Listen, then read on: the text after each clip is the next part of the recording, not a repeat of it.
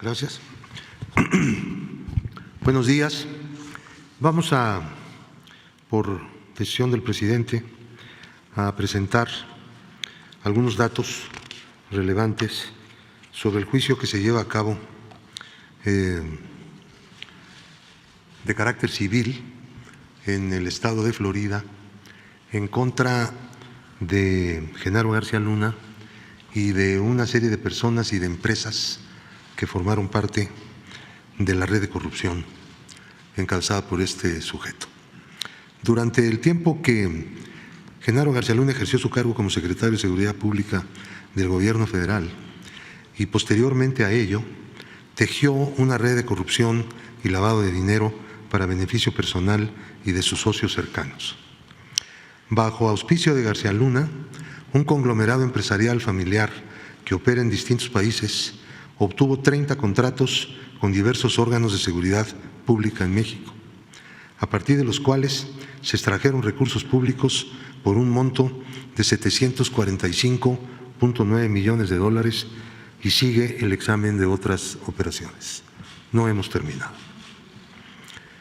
Estos beneficios fueron transferidos al extranjero mediante mecanismos dirigidos a ocultar el rastro a través de la utilización de paraísos fiscales y aplicados a la adquisición de bienes muebles e inmuebles, así como otros activos en territorio norteamericano en el estado de Florida.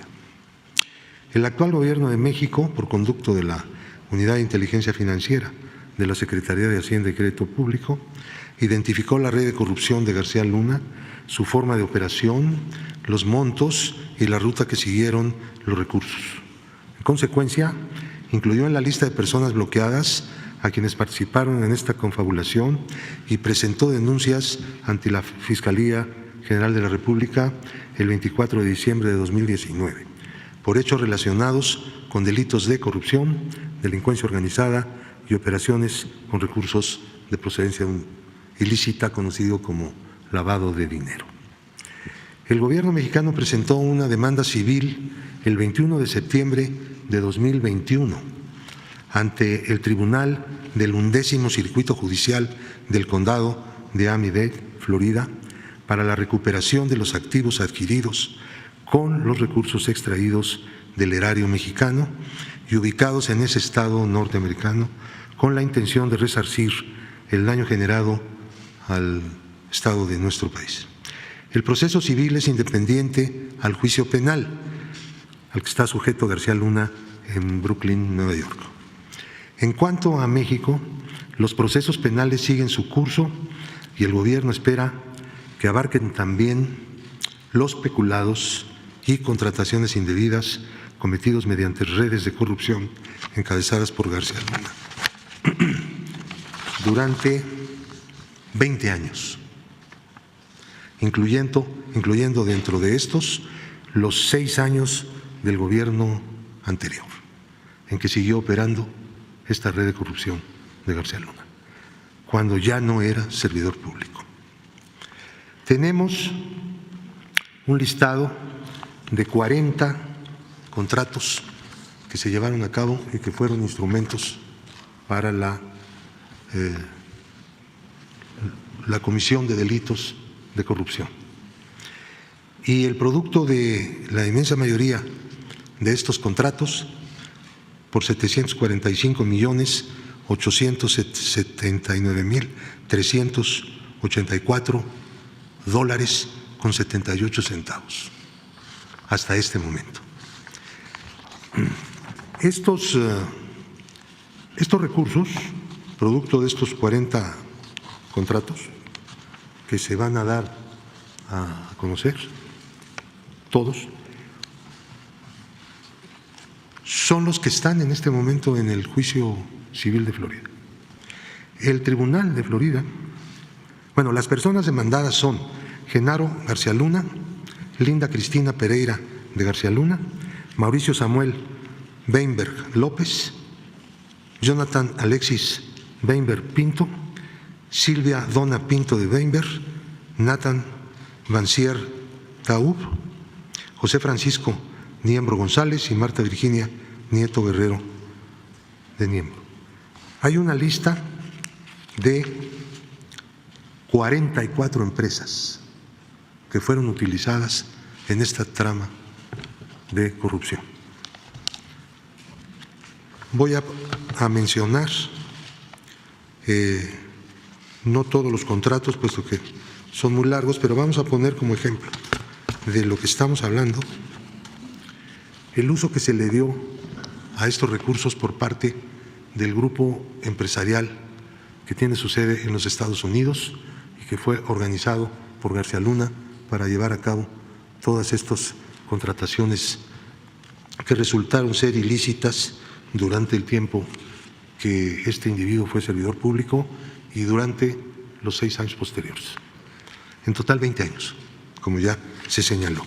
Cosas como estas, ¿no? Propiedades aseguradas judicialmente en el procedimiento civil contra la red de corrupción presuntamente encabezada por García Luna.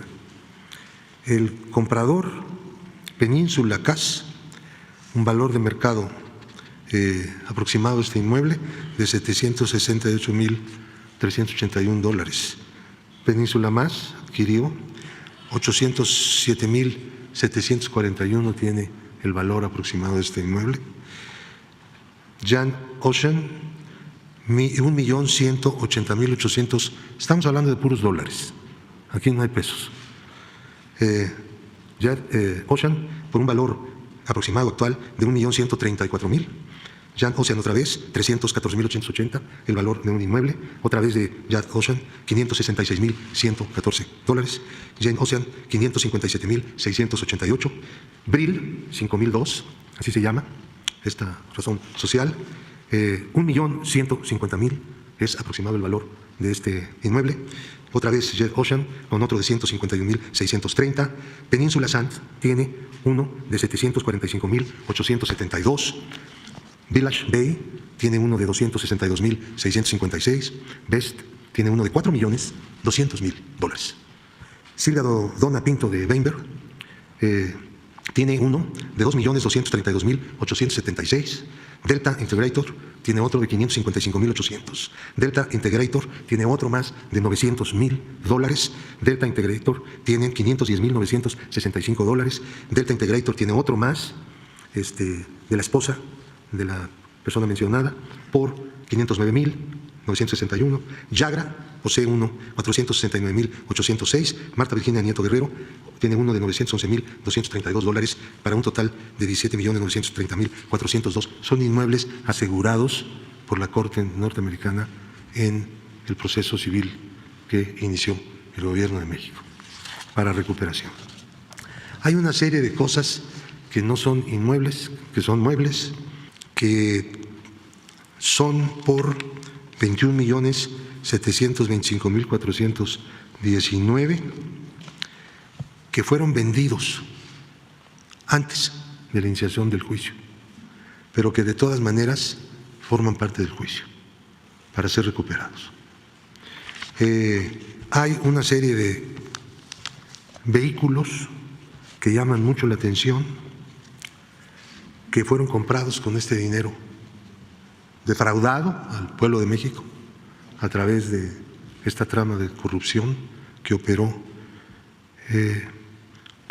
como por ejemplo un Fiat 500 de 2013, un Rolls Royce 2013, un Ferrari F430, un GMC Terrain de 2006, un Ferrari California 2017, un Maserati Levante 2017, un Jeep Limited Rubicon, un Audi 4, un Lamborghini.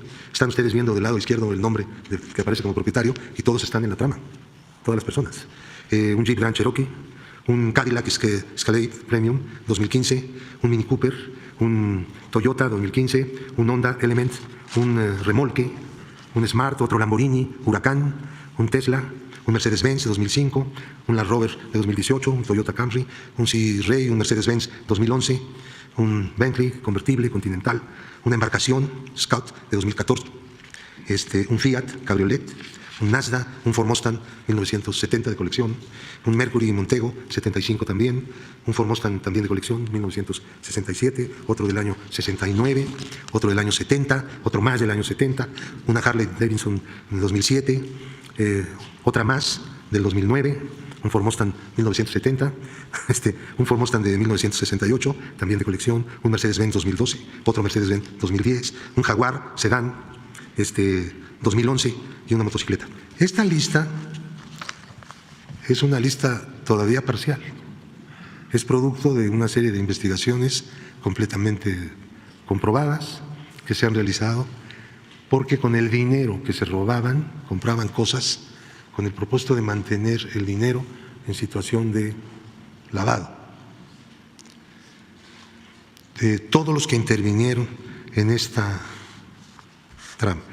Hemos bloqueado, el Gobierno de México ha bloqueado, en el caso de García Luna, solamente 29.920.195, puesto que una de las características de esta trama de corrupción es que el dinero se lo llevaban a Estados Unidos a través de países del Caribe, principalmente Barbados, en donde la mayor parte del dinero se fue rumbo a Miami, Florida.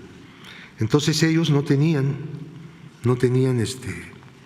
recursos en el sistema financiero mexicano, sino que usaron el sistema financiero para sacar los recursos que cobraban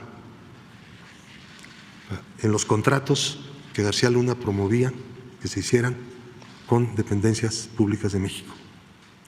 Se llegó incluso al extremo de que al gobierno de la Ciudad de México le cobraron una cantidad relevante por un reconocimiento de adeudo de un contrato que nunca fue firmado y que no existió, jamás. Esto también ha sido denunciado y las autoridades de la ciudad están muy interesadas, están dando seguimiento a esto, porque es tiene un origen en el presupuesto local y la unidad de inteligencia financiera ha dado toda la asistencia y toda la información al Gobierno de México. Hay 10 empresas que fueron bloqueadas por el Gobierno de México a través de la UIF, cuyo monto bloqueado solamente fue de 4,5 millones de pesos. Las empresas cobraban e inmediatamente se le llevaban el dinero. A ciencia y paciencia de las autoridades de entonces, quiero decirlo, porque así fue. También hay en lo individual una serie de personas que han sido bloqueadas, están en la lista de personas bloqueadas en relación con esta trama de corrupción, pero también por montos, pues algunos millones de pesos, pero no en los niveles de lo que fue hurtado a México. Ahora bien, quiero dejar este asunto en esto, ya pasando a un tema vinculado con esto que acabo de mencionar. El señor Luis Cárdenas Palomino ha recibido del Quinto Tribunal Colegiado en Materia Administrativa del Primer Circuito la protección y el amparo de la justicia de la Unión. Apenas el 25 de enero de 2023, este tribunal está integrado por Jorge Antonio Cruz Ramos como presidente, María Elena Rosas López y Pablo Domínguez Peregrina, que son magistrados del Poder Judicial de la Federación. Dicen ellos, repito exactamente los términos de la resolución del colegiado: la justicia de la Unión ampara y protege a Luis Cárdenas Palomino. Es una resolución definitiva e inatacable, no tenemos recurso. Desechó el tribunal un recurso presentado por el gobierno mexicano a través de la Unidad de Inteligencia Financiera y como copartícipe del recurso el propio presidente de la República. Ahora, ¿qué significa esto? Significa que la acción del gobierno con el propósito de prevenir actividades ilícitas en el sistema financiero de parte de individuos que están siendo sujetos a procedimientos jurídicos de distinto tipo y que se conoce que realizan actividades de lavado de dinero, son pues liberados por del problema de estar en la lista de personas bloqueadas y de no poder realizar actividades en el sistema financiero mexicano por el Poder Judicial mexicano, que debería pues, interesarse justamente en lo contrario, ¿no? Cualquiera lo podría suponer. El gobierno de México no puede callar frente a esto, porque pues, este no es un problema de colaboración entre poderes, este es un problema de otro orden. Se tiene que informar al pueblo de México lo que está pasando. El argumento es, vean el argumento, el procedimiento que llevó a la UIF a inscribir a esas personas, porque este es un caso, hay decenas y centenares de casos, en la lista de personas bloqueadas, como es un procedimiento meramente nacional y no lo está solicitando ningún país extranjero, por lo tanto, carece de suficiente certeza y carece de seguridad jurídica. Punto. Jurisprudencia elaborada en su momento por el ministro Medina Mora, aprobada por la segunda sala, y que no todos, quiero insistir, los jueces aplican a ciegas. A ciegas.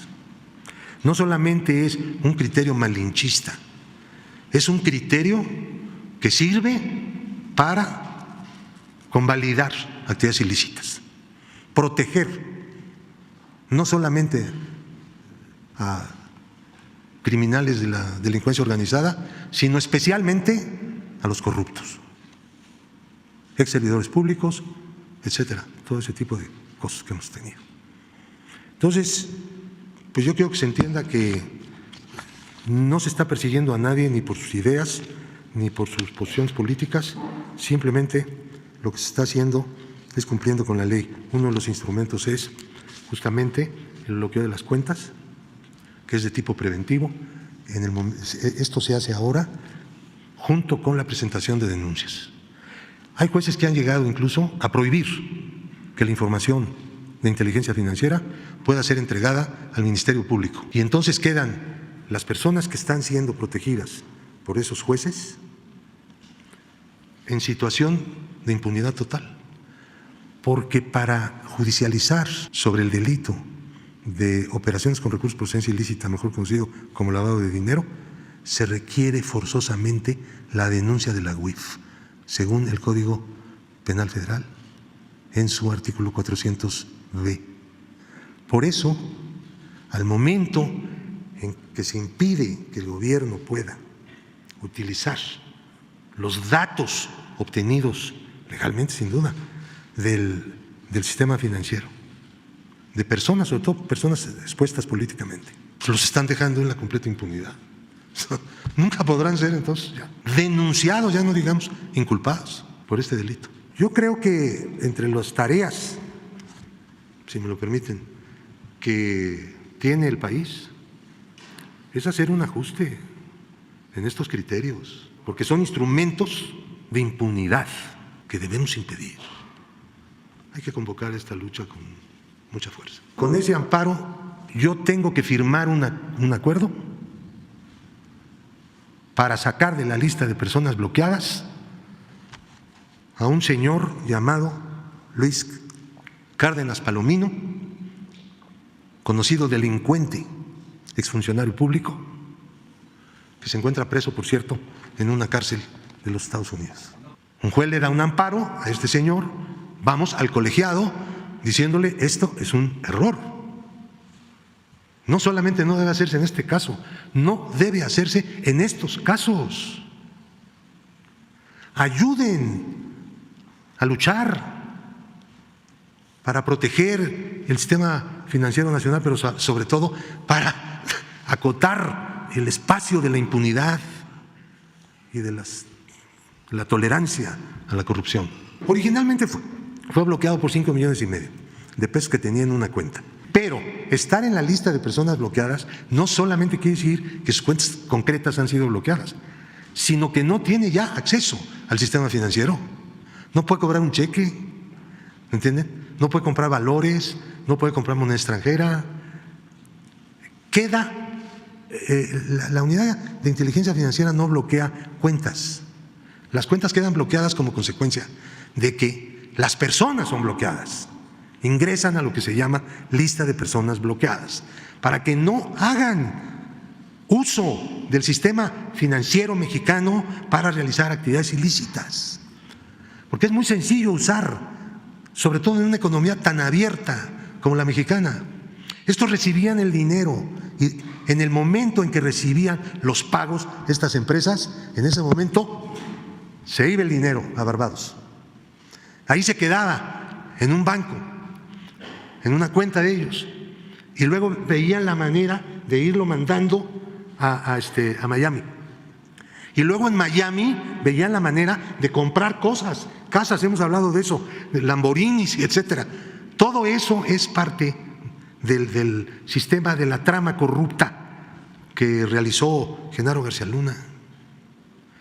Lo de García Luna no es un asunto de llegó, robó y corrió. No, es una cosa profunda que tiene que ver con el Estado corrupto que construyeron los neoliberales en este país. Antes de la resolución del Tribunal Colegiado, hubo un juez que le concedió un amparo, no contra su inscripción en la lista, que no podría una suspensión definitiva.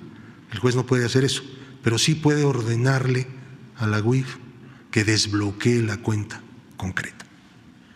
Nosotros teníamos una cuenta bloqueada de 5,5 millones, el juez lo desbloqueó y al día siguiente, adiós. Porque esa es ¿me entienden? Esa es la trampa de la cosa.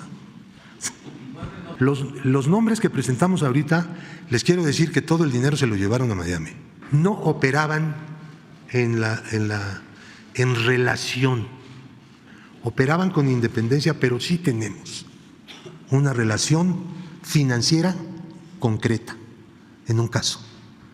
La empresa más importante de Miami y la empresa más importante que operó Cárdenas Palomino tuvieron relación financiera y recibió Cárdenas Palomino dinero de estos de Miami que son los socios de García Luna. Sí tenemos esa relación documentada, pues, hasta el centavo, porque los productos de inteligencia no pueden ser de sensibilidad, ¿no? Tienen que ser hasta el centavo. Tanto se movió esto, ahí la matemática es lo que funciona. El asunto es harto complicado.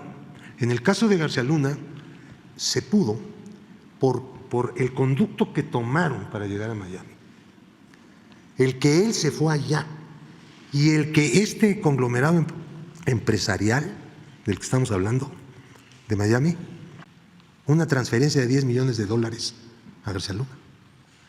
Y entonces en ese momento pudimos agarrar la mano y decir, ya, te caché.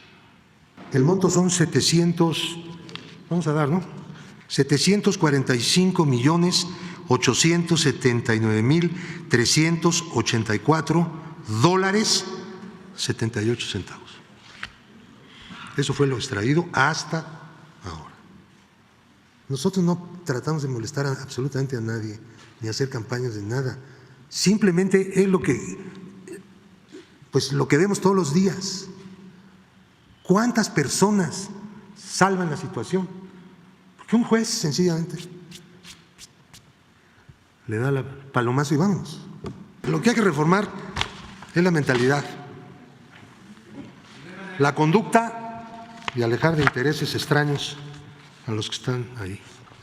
Digo porque a mí no se me ocurre una cosa que no sea una reforma de esas reformas de las personas y de las relaciones entre ellas, ¿no? Hay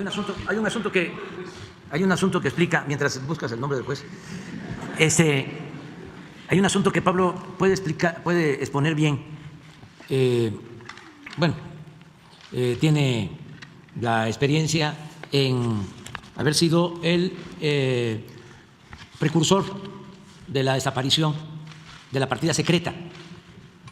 Se debe a este señor. Pero también Pablo fue de los promotores del artículo para limitar los sueldos de los altos funcionarios públicos y no permitir que ningún funcionario pudiese ganar más que el presidente de la República. ¿Qué sucedió sobre esto? Se hizo la reforma. Que Pablo explique por qué hay ministros de la Corte, magistrados, funcionarios de organismos supuestamente autónomos, en donde se ampararon, quién otorgó ese amparo, para que se viole un artículo de la Constitución. Que esto es muy importante. Pero además, la jurisprudencia, porque no es tesis, es jurisprudencia, que sirve de base para la cancelación de las acciones de inteligencia financiera. En este caso mencionaste que fue el ministro Medina Mora. Entonces, ¿por qué no nos hablas de eso? Porque independientemente de la cuestión jurídica, o sea, ¿qué es lo que hacen? Antes y ayer hicieron un escándalo y además con muchísima manipulación en los medios, sobre todo en la radio, conductores de radio, mujeres y hombres. Es una vergüenza porque la radio antes era la campeona de la libertad y ahora es la campeona de la manipulación, sobre todo en la capital. Bueno, hablaba yo de que la presidenta estaba ahí porque por primera vez en muchos años, en décadas, en siglos, el presidente de la República no decide quiénes deben de estar en la Corte, como era antes. Me van a contestar los formalistas de que la ley establece el mecanismo de que el presidente envía 3 propuestas al Senado y es el Senado de la República el que decide quién va a estar. Eso es pura simulación, porque esa terna ya llevaba, así era antes, dedicatoria. Toda esa simulación fue lo que caracterizó al régimen de corrupción, de injusticias, de privilegios, a la república simulada que se padeció por mucho tiempo y que todavía prevalece, como es el caso del Poder Judicial, con honrosas excepciones en jueces, en magistrados y también en ministros. Pero si queremos purificar la vida pública de México, lo tenemos que hacer comprendiendo a todo el gobierno de la República, gobiernos federales, gobiernos estatales, poder ejecutivo, poder legislativo, poder judicial, todos. Y para llevar a cabo esa transformación por entero, porque ya iniciamos la transformación, se requiere del apoyo de los ciudadanos. Y para que los ciudadanos apoyen, se necesita hacer realidad el derecho a la información. Porque si no tratamos estos temas aquí, ¿en dónde los van a tratar? ¿En las televisoras? ¿En las estaciones de radio? ¿En los periódicos que de manera vergonzosa han guardado silencio en este juicio en Nueva York? O como el titular de ayer de Reforma, cuando es casi de dominio público la asociación delictuosa que prevalecía entre autoridades y delincuencia organizada. Y todavía se atreve el Reforma a poner 8 columnas. Implican a Calderón, pero de oídas. Y por cierto, hoy, ¿cuáles son las 8 columnas? Es que esto nos da una idea de cómo dan el cielo a militares.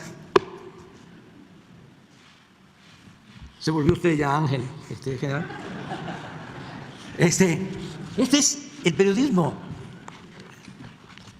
vendido, alquilado, al servicio de la oligarquía que se dedicó a saquear a México y que se sentían los dueños del país y que quieren regresar. Y son los que traen la campaña en contra de nuestro gobierno que busca la transformación. Pero afortunadamente la gente está apoyando, pero tenemos que estar informando. Y por eso estamos aquí. Cuando me informa Pablo del amparo a este señor, ayer mismo le hablé, le digo, esto no puede quedarse oculto. Esto no es un trámite burocrático más. Esto es una afrenta a la justicia, a el movimiento que busca acabar con la corrupción y con la impunidad. Y estas batallas las vamos a seguir dando todos los días, porque nada ha dañado más a México que la deshonestidad de sus gobernantes. Y eso es lo que ha dado al traste con todo. Esa es la causa principal de la desigualdad social, de la desigualdad económica, de la violencia, de los males que padecemos. Por eso no hay tregua en el combate a la corrupción, en el combate a la impunidad. La transformación es enfrentar la decadencia con un cambio verdadero. Con esta introducción, ¿por qué no platicas lo de los sueldos? Porque es interesante. Y lo que quieras, además. Gracias. Bueno, brevemente los temas que el presidente ha puesto aquí. Ustedes saben que la partida secreta hace un par de años o algo así fue eliminada por fin de la Constitución. Costó trabajo, había que tomar las decisiones en ambas cámaras por 2/3 y nos tardamos más de 2 años insistiendo en que ya había que quitar eso, sobre todo para ajustar cuentas con la historia. Ahora, el asunto del 127 constitucional. Ustedes saben que hace 10 años o más se modificó la Constitución por acuerdo de todos los partidos para poder regular las remuneraciones de los servidores públicos. Y uno de los elementos que se consideró adecuado introducir fue que ningún servidor público del Estado Nacional Mexicano, no estaba hablando del gobierno federal o de un poder o del otro, no, el Estado mexicano. Estamos hablando del artículo 127 de la Constitución Política de los Estados Unidos Mexicanos. Ningún servidor público puede ganar más que lo que es asignado en el presupuesto al presidente de la República. Entonces, les voy a contar el chiste, porque es un chiste, de lo del Instituto Nacional Electoral. Ellos ganan más que el presidente, pero no solo los consejeros. Hay 400 en el INE que ganan más que el presidente. 400. Entonces, no tienen escapatoria. Hay incluso una nueva ley de remuneraciones, es concluyente, no hay resquicio. Van en un recurso a la Corte, los del Instituto Nacional Electoral, pidiendo que no se aplique el presupuesto federal en lo que toca a los sueldos en el INE. Nada más. La Corte admite y en lugar de hacerle caso a la Cámara de Diputados, que es la emisora del presupuesto, de que por favor no fuera a dar una suspensión, porque no acepta la ley suspensiones contra normas de carácter general, el presupuesto lo es. Le dan la suspensión. No se aplica el presupuesto en materia de sueldos para el Instituto Nacional Electoral. Entonces ellos deciden seguir ganando lo que quieren. Pero el asunto no se resuelve en el fondo, lo dejan pasar el tiempo en la Corte. Llega un momento en que ya nada de eso funciona. ¿Por qué? Porque el presupuesto ya se acabó, ya dejó de funcionar. Viene el nuevo año, un nuevo presupuesto y lo mismo. Lo impugnan, se les da la suspensión. Es un juego, ¿no? Pero es un chiste, porque es de carcajada. Y nunca han resuelto el fondo. Nunca se ha pronunciado la Corte. ¿Por qué hace esto la mayoría en la Corte? Porque ellos ganan más que el presidente. Yo era diputado cuando mandamos el primer presupuesto, correspondiente al año de 2019. Ahí, aplicando lo que dice un transitorio de la Constitución, la Cámara resolvió respetar el sueldo histórico de los ministros que habían estado en funciones desde antes de que entrara en vigor la reforma del 127 constitucional, para no tocar su sueldo. Los que ingresaron después, pues ya tenían que tener el sueldo de acuerdo con el 127 constitucional. A ver, la Constitución puede declararse a sí misma vigente, pase lo que pase, ¿no? O sea, es retroactiva. Si la Constitución no fuera retroactiva, no se hubiera podido hacer el reparto agrario, no se hubiera podido expropiar los bienes de las empresas petroleras. Así no se hubiera podido hacer nada, ¿no? Hubiera quedado todo como en el porfiriato. Pero no, sí es retroactiva. Pero aquí en este caso se convino en el Congreso que expresamente no se hiciera retroactiva.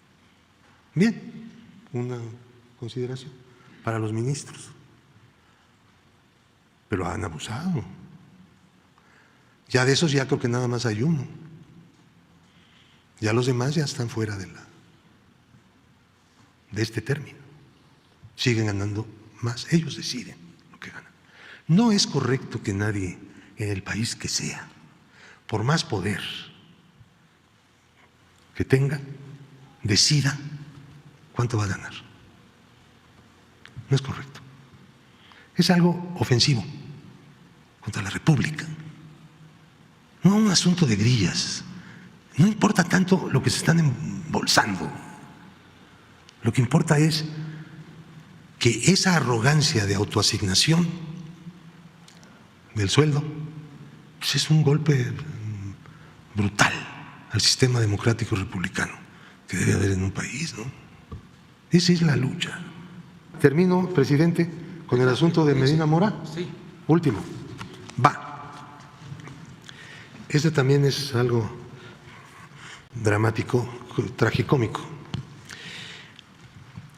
La segunda sala de la Corte decidió resolver un amparo y al resolverlo generó una tesis. Esta tesis dice que el procedimiento de bloqueo que se hace de acuerdo con la ley y la Constitución de México carece de certeza y de seguridad jurídica. ¿Por qué? No explicaron por qué. Por lo tanto, hay una excepción. La excepción es cuando del extranjero, una entidad con la capacidad para ello, le solicita al gobierno mexicano el bloqueo. Y luego hicieron otra que dice, pero no se trata de una solicitud etérea, tiene que decir nombre y apellido del que va a ser bloqueado y que quieren que se bloquee. Eso lo convirtieron en jurisprudencia, ¿no? Que agarraron otros casos, empezaron a votar, juntaron 3 y vámonos. O sea, es una maniobra, ¿no? Actualmente tenemos esta. Yo presenté una solicitud a la Corte para que un amparo se atrajera desde el colegiado donde está en revisión, como amparo en revisión fuera a la Corte. Es un procedimiento frecuente que existe y lo puede hacer cualquiera. Yo lo hice siempre y cuando, claro, un miembro del consistorio, o sea, un miembro de la Corte, apoye. Entonces yo hablé con una de las integrantes de la segunda sala y encontré la atención esperada. Entonces ella presentó mi solicitud en la segunda sala y dijeron sí, hay que traerlo, pero para endurecer aún más la jurisprudencia. Entonces esta ministra dijo no se trata de eso, se trata de hacer una revisión para superar la tesis malinchista de Medina Mora.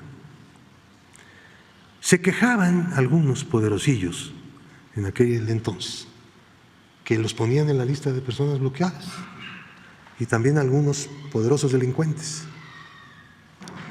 Entonces eso generó una reacción en el máximo tribunal, que consideró que no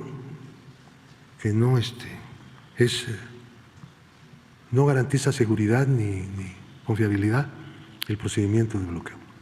Entonces Medina Mora redactó, él pues, fue el ponente. Este es el problema que tenemos. Yo me he dirigido recientemente, a partir de que el ministro Pérez Dayán fue nombrado presidente de la segunda sala, pidiéndole que la segunda sala rectifique esto, que ese rumbo es inconveniente para México, es un acto de lesa soberanía, es someter la soberanía al dictado de una agencia extranjera. Y yo, pues en el tiempo que llevo en la UIF, desde luego ustedes comprenderán que nunca le he pedido a ningún gobierno, nunca le he pedido al FBI ni a la DEA un papelito, ¿no?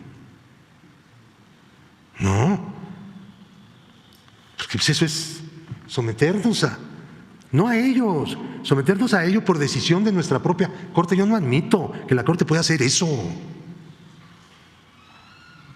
El gobierno mexicano no puede estar de acuerdo. Y bueno, pues así que está la cosa. Y tengo la promesa de que va a haber un nuevo examen de que cada quien, porque no han atraído ningún asunto en revisión que está en los colegiados para aprovechar ese amparo en revisión atraído por la segunda sala para poder dictar una corrección a esa jurisprudencia. Hay que dictar una nueva. Punto. Dejar atrás la que está vigente y construir la nueva jurisprudencia, así como hicieron la construcción de la que está actual. Y pues apoyen, por favor.